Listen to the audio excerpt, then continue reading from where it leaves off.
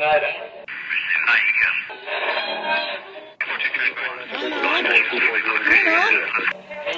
is that you? There, I think I got it.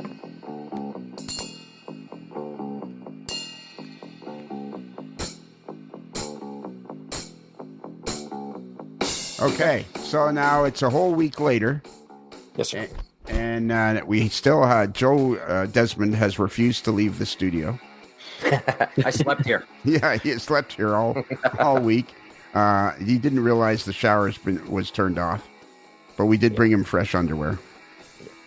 And thanks for leaving the heat on. Did you enjoy the catering? Yeah. Yeah. The green shrimp were good. I feel kind of guilty because right now I'm in the southern studio. Oh. And one of my longtime employees, Al, who's been with me almost 35 years. Not 100% sure what it is he does. No, he's a great guy, and I've been lucky to have him working for me for 35 years. And he keeps the driveway plowed and snow blown when I'm away. And this last week, we just had a ton of snow. And he's like, I'm going to move in here so I don't have to keep coming back. It's just like, it has snowed and north of Toronto, Ontario, it has snowed and snowed and snowed and snowed. And how much snow are we talking about? Because, in Alabama, we declare a state of emergency and shut things down if there's an inch of snow. We are talking in the last week about, since the beginning of 2025, and today is the end of February the 24th. So we are talking about 4 feet of snow in that period. Oh boy, 4 to 5 feet of snow. That's a lot of snow. Yeah, we're in this like back to back storm thing here in New Jersey where we're getting like 4 right in a row for the week. So, but it's not really accumulating down here in South Jersey. You guys actually had snow in Birmingham not that long ago. Yeah, we got maybe an inch of snow here in Birmingham. But down at the beach in the Gulf Coast, there was like 7-8 inches of snow in the Gulf of Mexico. So it was crippling snow in New Orleans over to Mobile to Panama City. Well, you know what I've always said, and you've heard me say this many times, Derek, over the years. If you get an inch of snow in Birmingham, you're down at the beach, you're going to get almost a foot. That's exactly what happened. But it's fun when we get some snow here. As somebody who grew up in the Northeast with snow, it's always a fun reminder that it's fun the first time it happens. It's not so fun the second time it happens. I know. That's where I live. We get in December before Christmas, we get these beautiful snowfalls, big flakes, fluffy big flakes of lake effect snow from Lake Huron, Great Lakes, Georgian Bay. We're probably, as a crow flies, we're 50 miles away. And we get these beautiful big flakes and fluffy snow. And it's just great for the first 2 times. And by the end of the week, you're like, enough already with the snow. Like, stop. I've snowblowed my driveway 10 times. Stop. One of my favorite YouTube subgenres outside of model railroading is Montreal snow removal YouTube. Oh my gosh, that is so cool, right? Yes, the snow removal operations they do. It's incredible. We could never organize something like that in the United States. I know. And it's like that in Toronto too. Or it's like that in it's like you get 6 inches of snow in north of Toronto where I live in Barrie, Ontario, and it's kind of like, yeah, well, it's no different than a sunny day in July. We don't shut everything down. We just keep on going, people driving around. And yet at one time I was in West Virginia and they had like 2 inches of snow and I was leaving and the guy's going, you're not leaving the hotel, are you? And I'm like, yeah, I'm going to Florida. Well, good luck. And I'm like, looking out. There's like 2 inches of snow, and thanks, but I think I'll be okay. So to key on your comment there, Derek. So you watch those videos of Montreal. They're very mechanized and organized, and they get the snow out. Now, Montreal is a moderately sized city, not a really large city. Then the next video you catch is New York City, Borough Park, Queens. There's this guy driving a Department of Sanitation dump truck with a wedge plow, and he's just crushing these cars in with snow. And it's just like, oh my Lord, those people are going to be digging out for weeks. We don't want this to be all comparative politics, but it is pretty incredible the difference. And the same region of the world, same access to equipment, and just two very different outcomes. And exactly. To bring it back to modeling, I've seen some people who have built and 3D printed just like beautiful 1/50th scale models of the specialized snow blowers and the sidewalk blowers of the Montreal equipment. And I kind of think that one of these days, if I finish this layout, I might need to start building some models of snow removal equipment from Canada, because it's just fascinating stuff.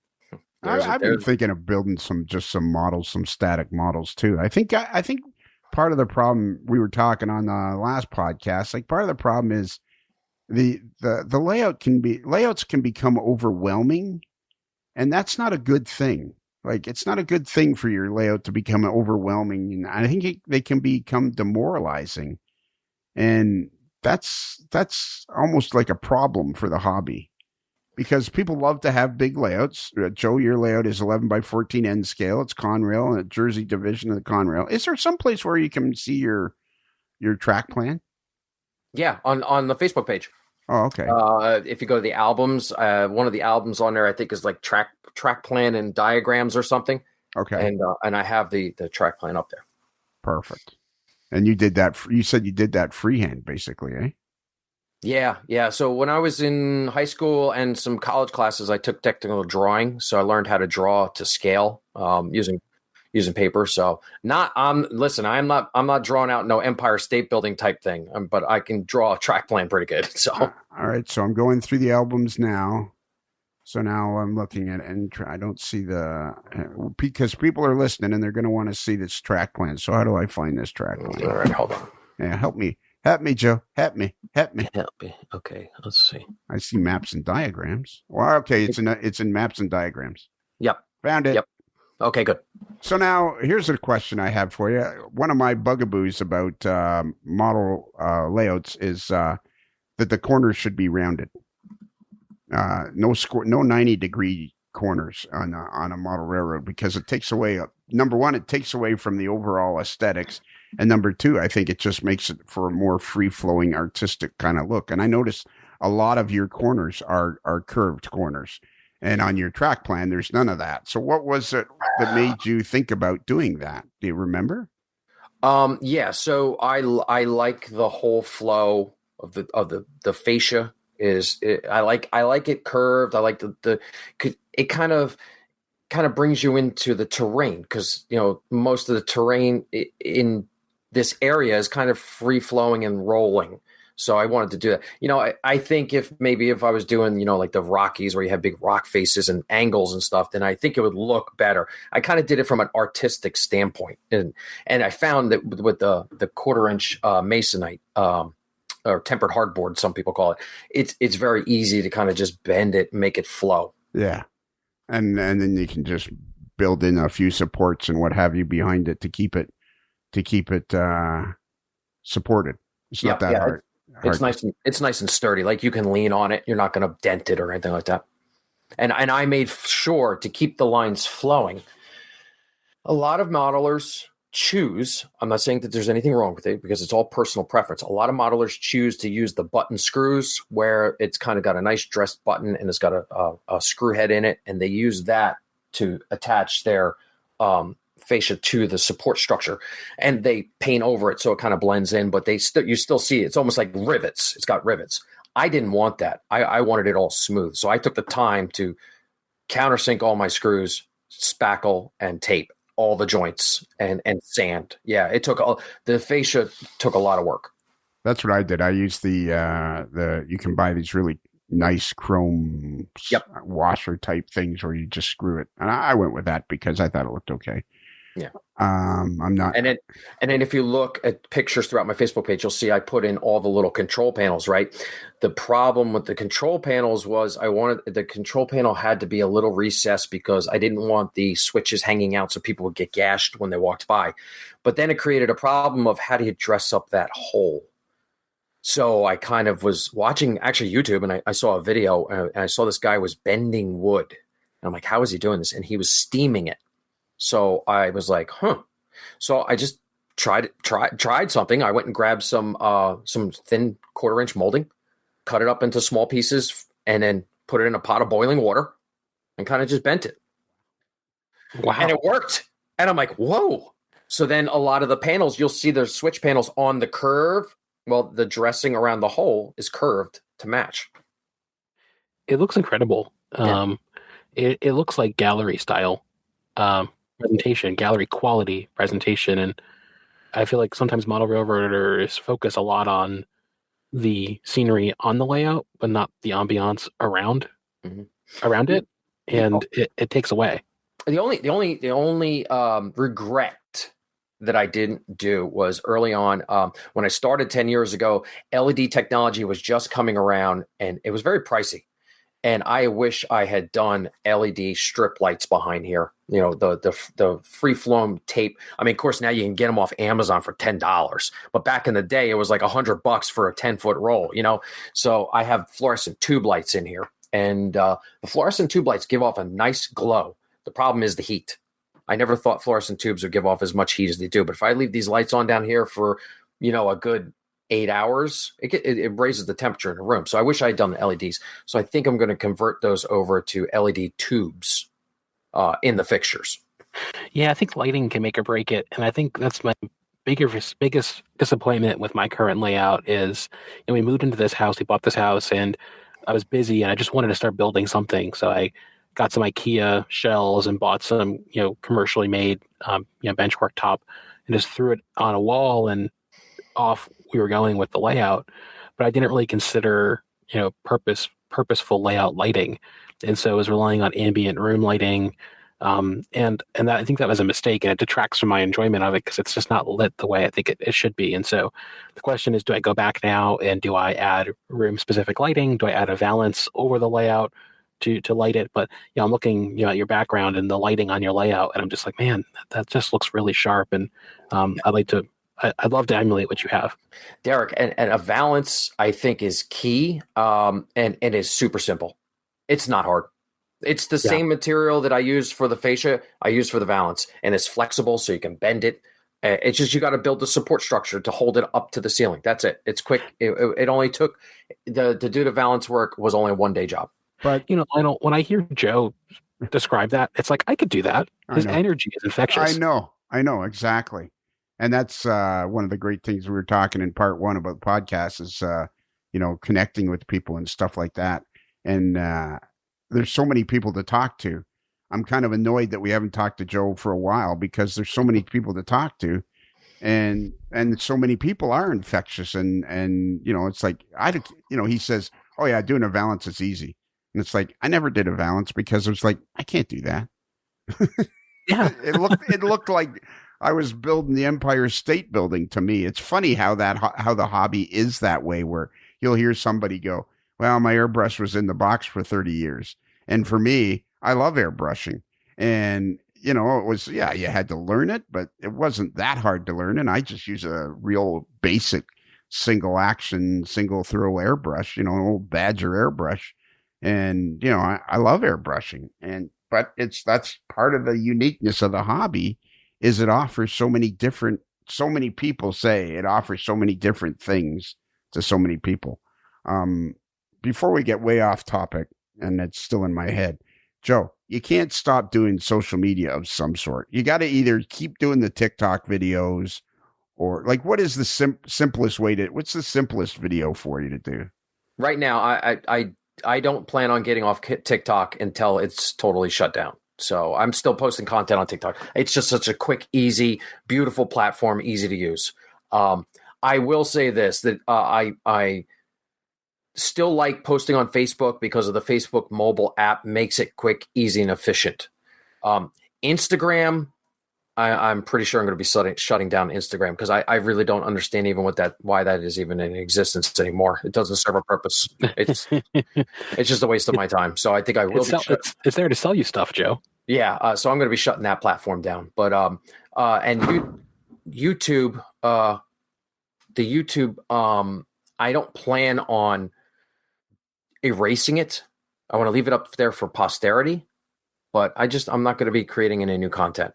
Something that Jerry Britton told me was he did YouTube shorts, the little short ones. Yeah, YouTube Shorts. Yeah, and all of a sudden his likes on his Facebook page went like from, they increased by like 100%. So you should try that as an experiment on behalf of the AML. You should try making a couple of video YouTube shorts and see what happens with those. All right, we'll give it a shot. Yeah, because you could probably do those with just your phone. Because I'm assuming these TikTok ones are done pretty much with your phone, are they?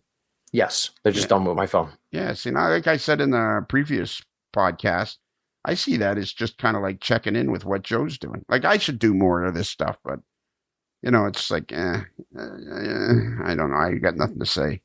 But that's a weak excuse because I feel like lots of times I could do a video of us just doing an interview or whatever and things like that. But anyways, so don't quit.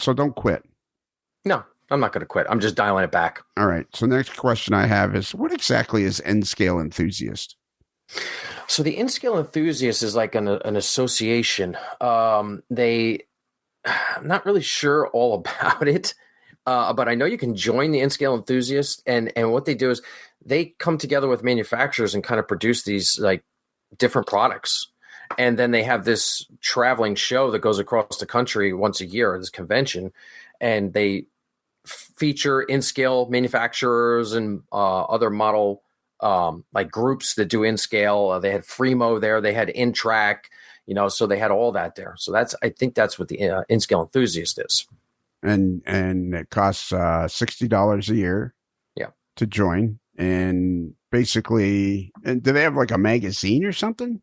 Yeah, they produce a magazine that comes out. I don't know what the periodicity is on it, but I know they produce something. The who? What of it? Periodicity. All right, that I didn't. Period. What? Did you get that, Derek? Have you ever? I did. Yes. Have you ever heard it's that? Like, I'm not sure if I've heard that word, but periodicity. That was like the term that we used in the Navy when we were doing our maintenance. Like, what's the periodicity code of a PMS card? And a PMS card is a preventive maintenance. So periodicity code. So it was either monthly or weekly or quarterly. So I thought everybody knew that word. Sorry. I would have said interval, but same thing, right? Okay. Yeah. Interval. I like that. I'm gonna start using that. Yeah, just because. Right, because Joe told me to. Yeah, because Joe told us to. Yeah, so everybody started putting periodicity because Joe told us to. So this is just like a completely different organization from any other organization. It's a standalone organization, this N-Scale Enthusiast. And it's all about N-Scale. Yeah. That's all it's promoting is N-Scale. And you hear retailers bemoaning that their N-Scale stuff doesn't sell, and yet it seems to me there's an endless stream of N-Scalers. My personal opinion to you is that the true craftsman scales right now is N-Scale and S-Scale. Yeah, that's a good point. Because if you want something in N-Scale, you're not going to get it. I want a Conrail RS11 in N-Scale. You're not going to get it. You got to go find something suitable, and you're going to have to repaint it, decal it for Conrail. Or you may even have to do a lot of kit bashing and scratch building, just like they used to do back in the 80s, for HO scale. Or there's a model out there, E44, an electric locomotive that was made popular by the Hartford New Haven Railroad. Conrail inherited them, and they used them. Nobody in N-Scale is making an E44, not even close. There's one gentleman out there. I don't know his name because he goes by the Bridgeport and Connecticut Railroad as his Facebook page. He is scratch building these electric locomotives. He's doing E40. He hasn't done an E44 yet. Sorry, he's doing an EP5 jet, and that's another electric locomotive in N-Scale. And it's just so what I'm getting at is N-Scale is the craftsman scale. Yeah, I can't. You can go out there and listen. Don't take this the wrong way. I'm not faulting anybody, okay? But you can look at these people out there in HO scale. If they want something, they simply click on the webpage and buy it. Anything, any little detail, any little knickknack, any little locomotive or boxcar they want for their layout, they just have to click and buy it. I can't do that. That's something that reminds me of something that modeler an HO said on a blog, which is that I wish the hobby cost more so that I could achieve more as a craftsman, right? The fact that I can buy stuff and consume stuff means that I don't have to build it. And so I think at N scale, it's really interesting to me that I was looking at your Instagram, and a lot of the vehicles you have in your layout are kits that you've built or that you've had 3D printed and built. You don't just go and buy a Woodland Xenix or Atlas or PCX car and plop it on the layout. You gotta build it to make it look good. There is a lot of craftsmanship involved in N scale out of necessity. I think it's an interesting dynamic, and I hadn't thought of N scale as, I think of it as it's so small you can't really work on it. But well, that's what I always. I interrupted you there, Dirk, but that's what I always think. It's so small. Like, oh my god, it'd be hard to work. You get used to it. I'll be honest with you. It just takes time, and you get used to it. I don't think of it as being too small to handle. Sure. So now, how tall of a man are you? I'm 5'7". Let's see. So you're a small guy. You could probably almost fit into an N scale locomotive.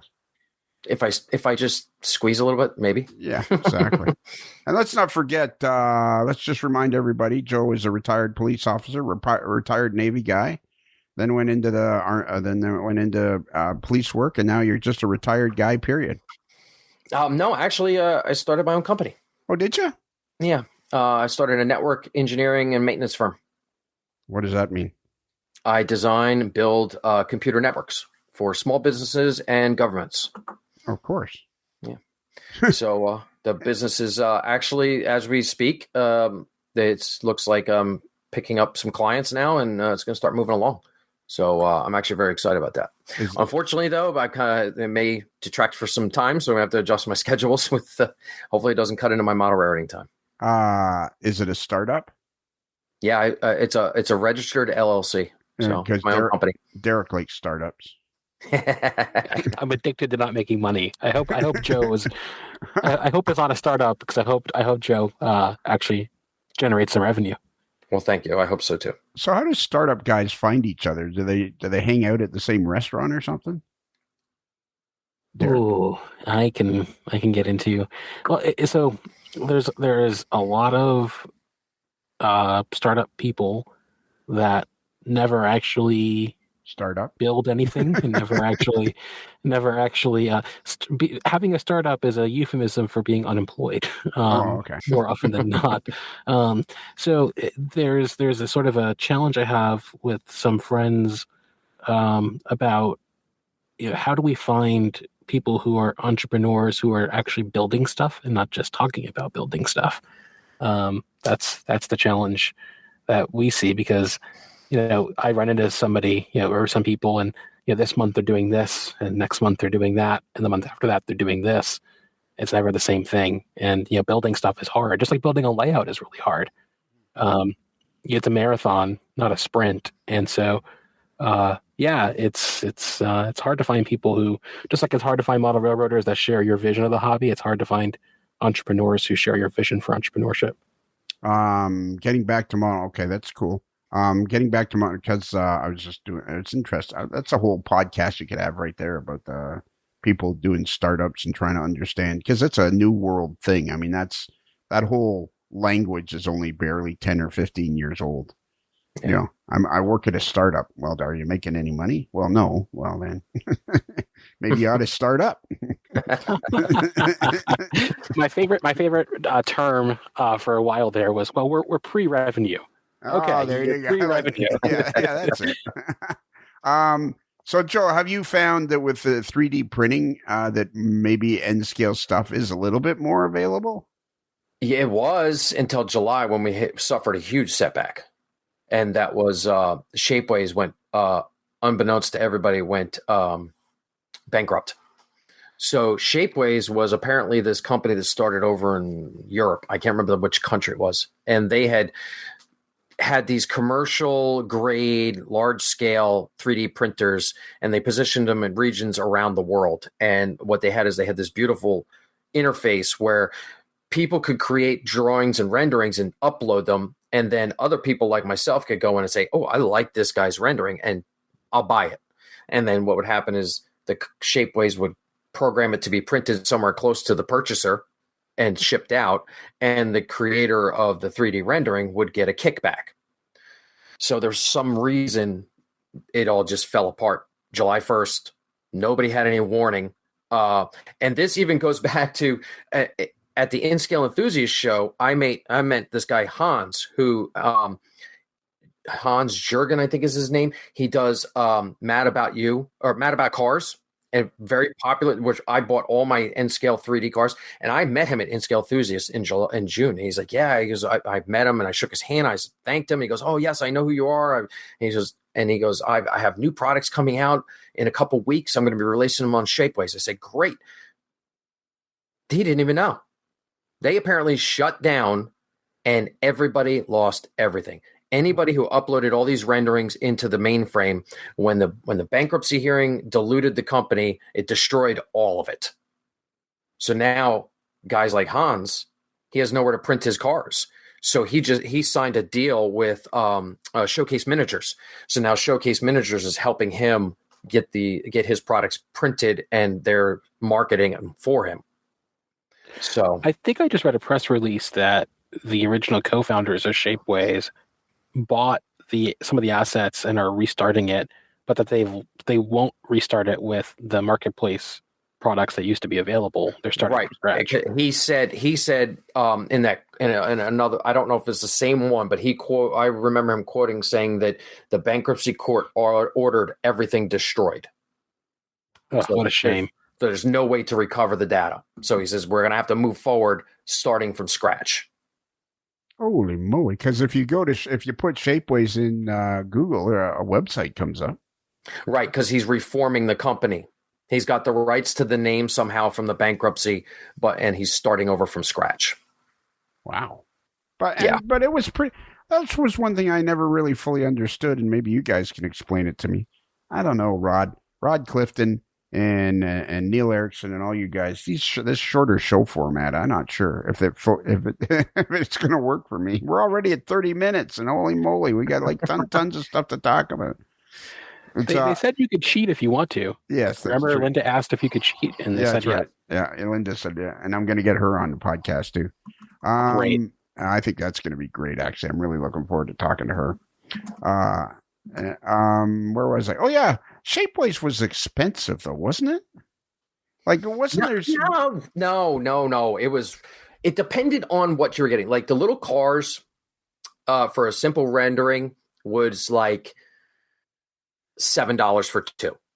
But then when you went to a more complex rendering, like a tractor trailer or a semi truck, they were like $30. So there was a big gap, and it had to do with how much time the person put into building the 3D rendering, plus how much material and print time it would take. And it's just a very complex formula.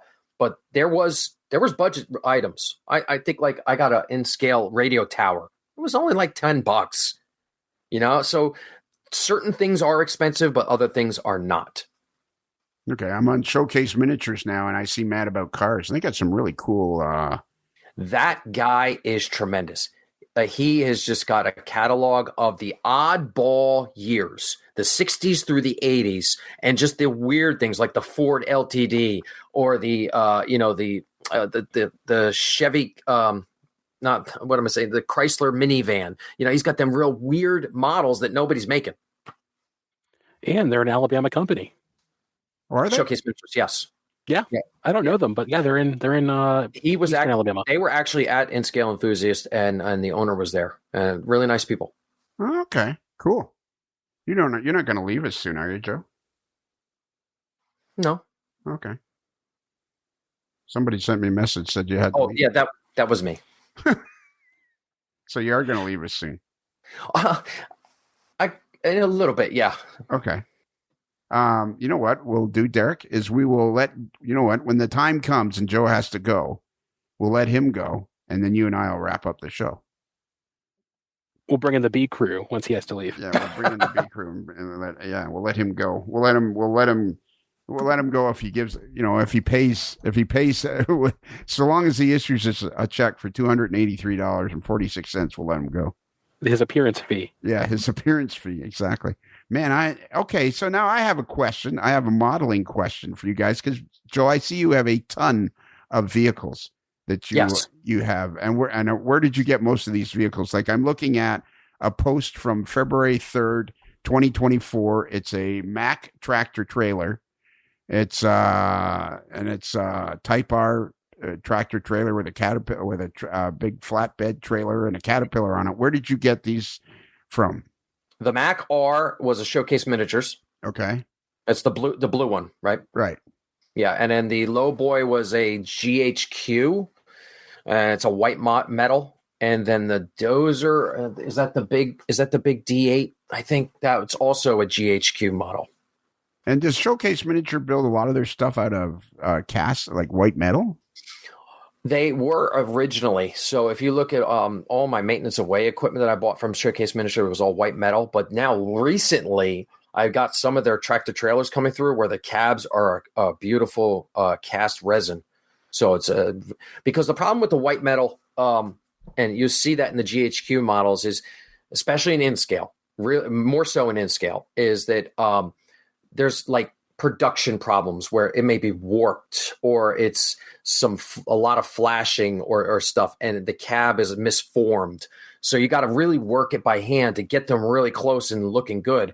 Where Showcase Miniatures now is doing that resin cab, and it's like beautiful, flawless. You don't have to do anything. You just make sure your frame of the truck is nice and straight and good, and you put that cab on. So now I'm looking at some of these Showcase Miniatures. Mad about you car. I cannot purchase. I have to purchase like some of these pickup trucks. I'm absolutely going to like the 66 C Series Ford pickup truck. I'm going to have to buy a couple of these and paint them. What's the best way to paint these 3D vehicles? First, I always wash them I just wash them with dish soap and then let them dry overnight. I hit them with a good primer in the paint booth using my airbrush.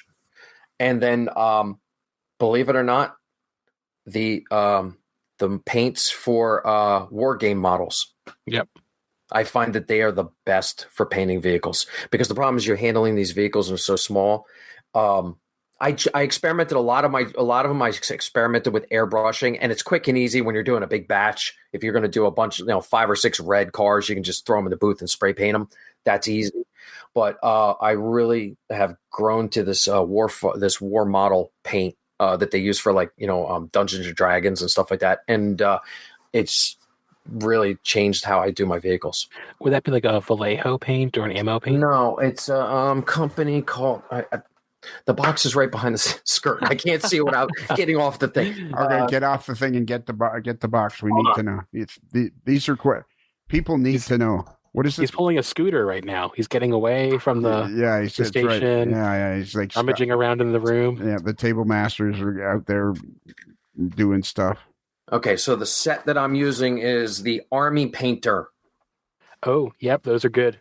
Those are very good. This is the mega set. It's got 50 different colors, and it looks like a big box of rainbow. So okay, so it's I see it here. The fantastic mega paint set, the Army Painters, and that the armypainter.com is what it's called. Yeah, really good for doing vehicles in scale because it's just it brushes on very smooth. They have a lot of metallics.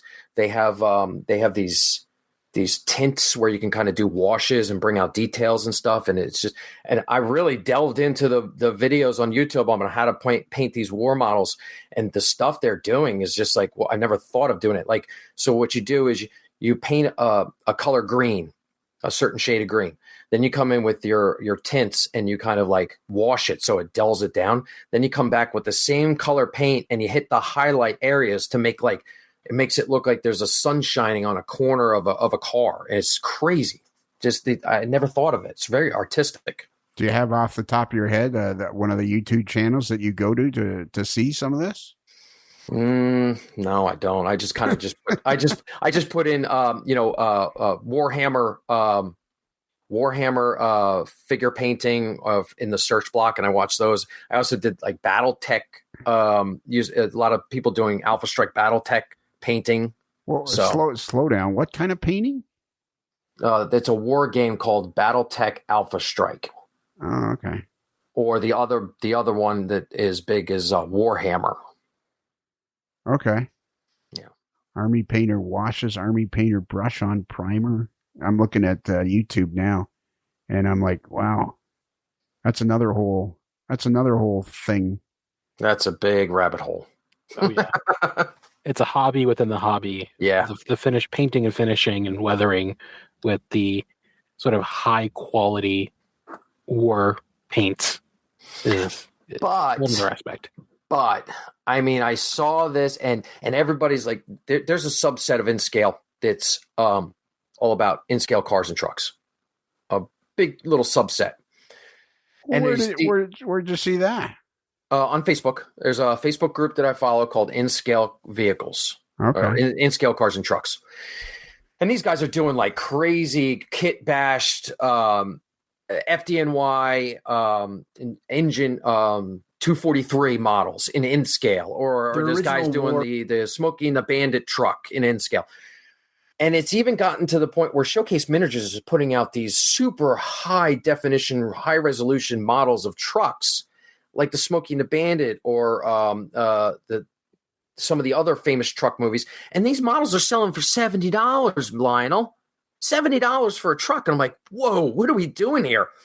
So you get into this little subset and you get sucked in. And you're like, okay, I'm going to do these great vehicles, right? And then I'm like, wait a minute. You're building this high-end, beautiful vehicle model, and I feel like I'm taking away from the trains. You're kind of sucking, you got to kind of really keep it in the box, because you can really blow out a scene with these beautiful vehicles, and you're running a scratch-built InScale locomotive through the scene, and people are like, oh, I don't care about that. I'm looking at this truck. You got to kind of think of your subject matter, is kind of what I'm saying. Is don't try. I don't want to over eclipse my trains with beautiful trucks. That's a really important point, Lionel. Yeah, so you could get sucked into that vortex. Yeah, I think it's a great point for discussion, because, as I've said 1,000 times on this podcast, and we'll probably say 1,000 times before, this hobby of model railroading is endlessly fascinating because of the people that are in it and what they're doing, and like I'm looking now at a YouTube channel called Ninjon, and it's some guy with these army paints, and he's painting some stuff, and I'm looking at this and I'm thinking, well, now I'm going to buy some of these Showcase Miniatures Mad About Cars in HO scale, these pickup trucks, and it'll be fun just painting these trucks and getting the paints and painting the trucks. But like you say, okay, now you're doing that. like that's a fact. There's something about model railroading that we are not connecting with. We have talked to hundreds and thousands of people. We're going to talk to hundreds and thousands of more people, but there's something about this hobby that we cannot figure out, because it's something about the fact that you can do it. It's not necessarily a static hobby. You can do operations. Like something I've always said is that railfan photography, there's the Center for Railroad Photography and Art, and some of their books in actual fact capture history, time in motion, because when you're a railroad photographer, so many of those pictures tell a story about the history of modern man. And like this hobby is wow, this is cool. I'm looking at a guy doing the army paints, and okay, now I'm going to go buy a box of army paints and paint some HO scale cars. It's not just what you choose to build, but it's also how you choose to build it, sure, and display it.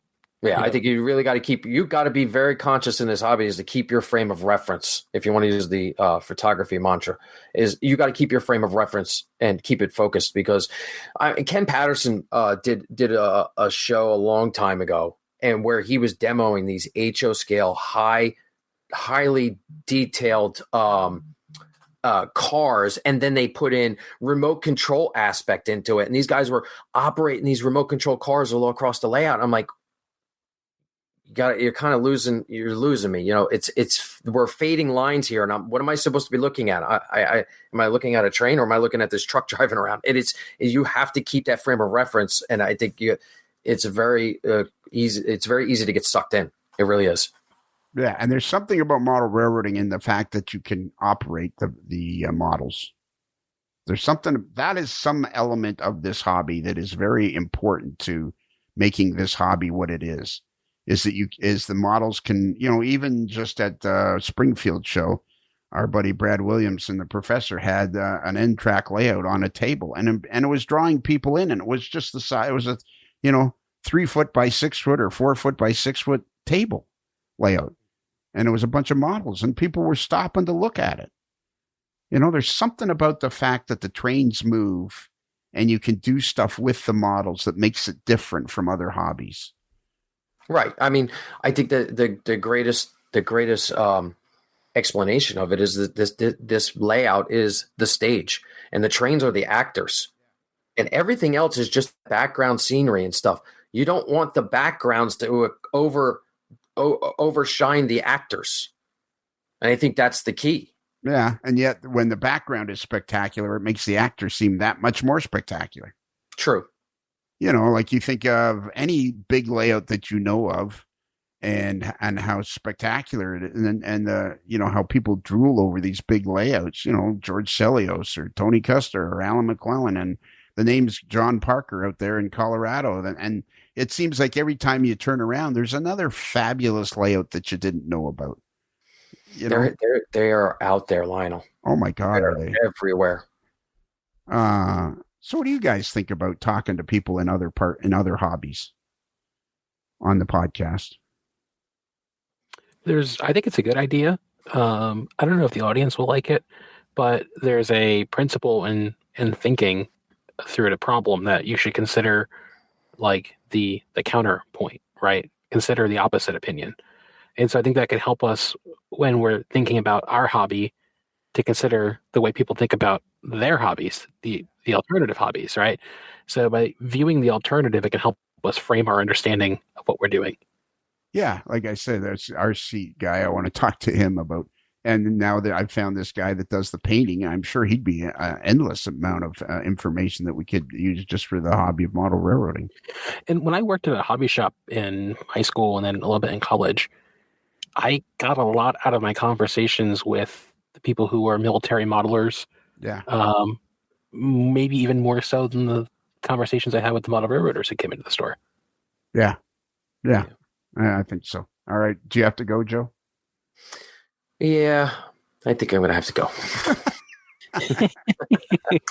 I apologize. Don't apologize. So here's the deal. I'm going to buy a couple of these 66 F series pickup truck. The 66 C series pickup trucks. They're $18 each from Showcase Miniatures.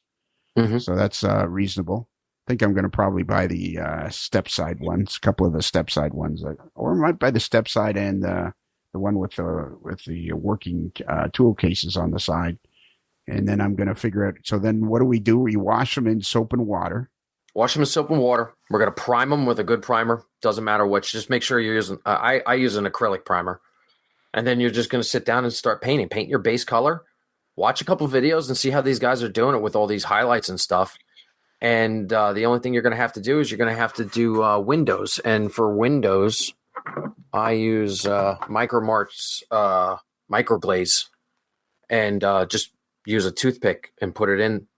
And you kind of just go around the edge of the windows, and then you gotta just kind of wash over it. It's kind of a little technique. Once you learn how to do it, you're like, oh, this is easy, and that's it. But I do all your paint work first, and then do your windows last. And then do you paint them with a brush or with the airbrush?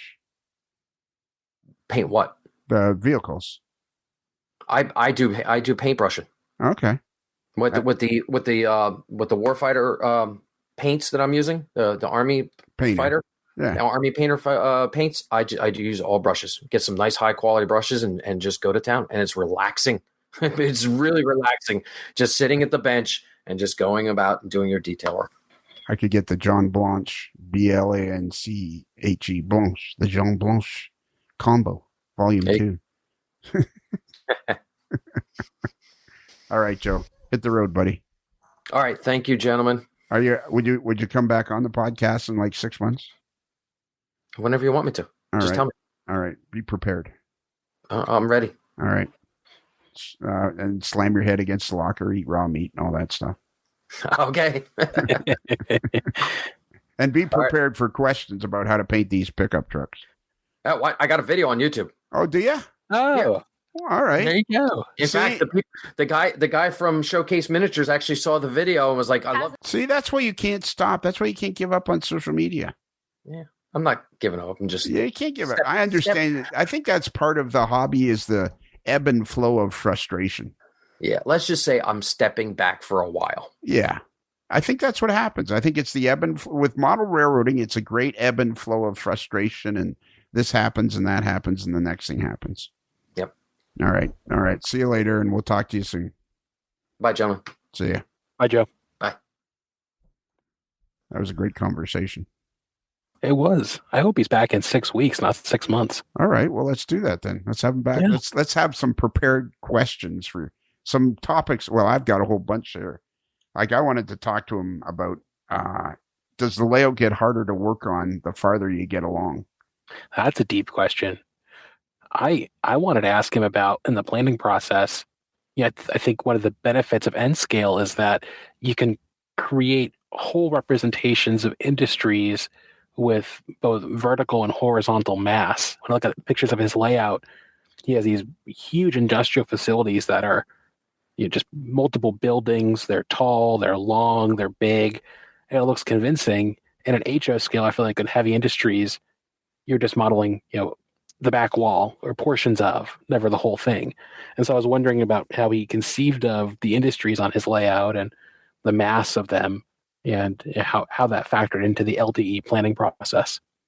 Yeah. And part of the uniqueness of N scale is you can do a lot more. And like you don't have to be as detailed in N scale. I don't think you can create a big industrial complex without it being highly detailed and get away with it. I mean, so much is painting and presentation. Yeah, the choice of color, the choice of spacing, enough negative space, all of that really matters. Yeah, how often do you see a layout where they have some, tractor trailers, but they're in a parking lot where the tractor trailers can never back into? Yes. Like you can do so much in a small space. All right. Well, I think this has been a wildly successful experiment. We've had Joe on for 2 Mondays in a row on the free channel. It worked out well. Everything is going along swimmingly. There's other people we're going to be talking to. Life will continue on. Yeah, the podcast keeps on going and keeps on making a difference. We keep getting good feedback from the listeners and the crew and our guests and having a lot of fun with it. It means a lot to people. Yeah, it does. All right. So can you give out our email address? I can. If you'd like to reach us through the magic of email, and we encourage you to reach out to us with questions, with praise, with criticism, you can email us at modelerslife@gmail.com. Is it a Modeler's Life or is it Modeler's Life? It's just Modeler's Life. That's the just problem. Modeler's Life. It's amodeler'slife.com, or you can email us at modelerslife@gmail.com. That's modeler with one L, like Showcase Miniatures in Tuskegee, Alabama, not 2 L's, like military modelers. Tuskegee, Alabama. How far is that from you? Tuskegee is maybe an hour and a half east of me. Okay. Towards the Georgia border. Are you planning on excavating under your house and putting in a basement? I don't think so. Oh. I think the plan is either a couple years from now doing a full renovation of the garage and turning the garage into a layout room, or I may not wait that long and I may just tear down my current layout, take out my home office and build a room size layout in my home office. Yeah, I think because I don't have to work from home. Right. And I think a room size layout is ideal. And how big is your garage? It's a 1-car garage, but it's deep. It's like one and 1.5 cars deep. So it's, we have a refrigerator and our laundry out there, and we don't really park a car there because it's kind of narrow. So it's a lot of unused space down there. So if we finished it well, it's already partially finished. It has drywall and HVAC, but I like to put a drop ceiling in and maybe even remove the garage door, something crazy like that. I could fit a good room size layout there, but not much bigger than that. Right. Yeah. And really, that's going to be the thing going forward is what size layout you want to build. I mean, you want to build something that's a fascinating part of this discussion. I mean, that's one of the reasons this podcast can go on forever and ever and ever, because the hobby is so you'll build a room size layout, and yet other people are happy with shelf layouts. And this hobbies, the podcast, it's what Joe said, is what he doesn't realize with social media is, yes, it can be hard to do, but at the end of the day, he goes to the N Scale Enthusiast convention and he meets all kind of people that have seen his stuff. And he feels like he's got all these friends. I think social media needs to be used as a tool to help you connect with the outside world. I think you're right, but we also need to talk about the social contract we have as participants to make sure that we're putting good vibes out there. You could disagree with people, but you could disagree civilly. And I think that a lot of people put their best work out there, and then they get criticized in a way that's not civil. It's not growth oriented. And so, just like I think, John Sacerdoti has talked about, John Doring has talked about, the role like management training, giving good feedback plays in your hobby participation. And I think that when we think about social media, we could all do better to make sure that we're communicating the way we would want to be treated. It comes back to the golden rule. Yeah, exactly. All right. Are you ready? I'm ready. Oh, well, this is on the free channel. So if you want to have twice as much podcasting a week, you can join our Patreon channel, which right now is $5 a month.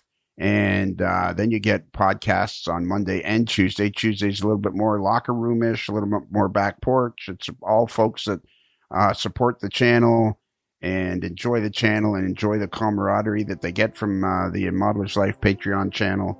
And so, I would highly recommend those people that are enjoying this podcast to go over there and spend the $5 a month. And I think that's it. Now I think we've got it all covered. I think we do. All right. So are you ready? I hope so. So remember, a Modeler's Life podcast is considered marginally adequate by 6 out of 10 people eating hot dogs.